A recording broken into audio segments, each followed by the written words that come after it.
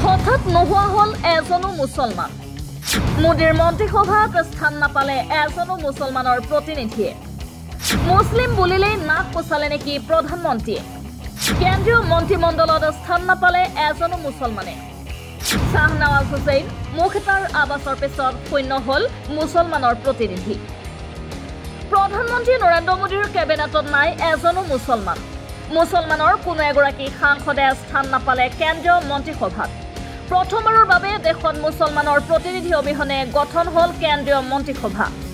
অৱশেষত গঠন হল কেন্দ্ৰীয় কেবিনেট প্ৰধানমন্ত্ৰী নৰেন্দ্ৰ মোদীৰ নেতৃত্বত গঠন হোৱা কেন্দ্ৰীয় মন্ত্ৰীমণ্ডলত স্থান লাভ কৰিলে বিভিন্ন জাতি জনগোষ্ঠী আৰু বিভিন্ন সম্প্ৰদায়ৰ প্ৰতিনিধি অনুসূচিত জাতি অনুসূচিত জনজাতিৰ পৰা ধৰ্মীয় সংখ্যালঘু সম্প্ৰদায়ৰ প্ৰতিনিধি অন্তৰ্ভুক্ত কৰা হল কেন্দ্ৰীয় মন্ত্ৰীমণ্ডলত কিন্তু সংখ্যালঘু সম্প্ৰদায়ৰ মুছলমান প্ৰতিনিধি এবাৰ স্থান নাপালে মোদীৰ মন্ত্ৰীসভাত উল্লেখ্য যে পূৰ্বৰ বিজেপি নেতৃত্বাধীন চৰকাৰত শাহনৱাজ হুছেইন মুখতাৰ আবাস নাকভিৰ দৰে নেতা অন্তৰ্ভুক্ত হৈছিল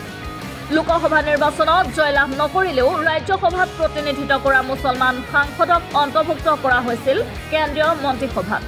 কিন্তু এবাৰৰ মন্ত্ৰীসভাত কোনো এজন মুছলমান সাংসদকে দেখা নগল লক্ষণ যে অষ্টাদশ লোকসভাত মুছলমান সম্প্ৰদায়ৰ পৰা মুঠ ৭৮ গৰাকী প্ৰাৰ্থীয়ে নিৰ্বাচনত প্ৰতিদ্বন্দ্বিতা কৰিছিল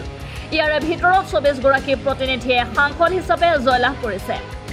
এবাৰৰ নিৰ্বাচনত জয় হোৱা মুছলমান সাংসদসকলৰ ভিতৰত উল্লেখযোগ্য কেইজনমান হল প্ৰাক্তন ক্ৰিকেটাৰ ইউছুফ পাঠান আছাদুদ্দিন ওৱেইচি ইঞ্জিনিয়াৰ ৰছিদ মহম্মদ হানিফা আদি আনহাতে কংগ্ৰেছৰ দলৰ পৰা ৯জন তৃণমূল কংগ্ৰেছৰ পৰা ৫জন আৰু সমাজবাদী পাৰ্টিৰ পৰা ৪জন মুছলমান প্ৰতিনিধি জয়যুক্ত হৈছে কিন্তু লক্ষণীয় কথাটো হল বিজেপি নেতৃত্বাধীন এনডিএৰ শিবিৰৰ পৰা কোনো এগৰাকী মুছলমান সাংসদ নিৰ্বাচিত নহল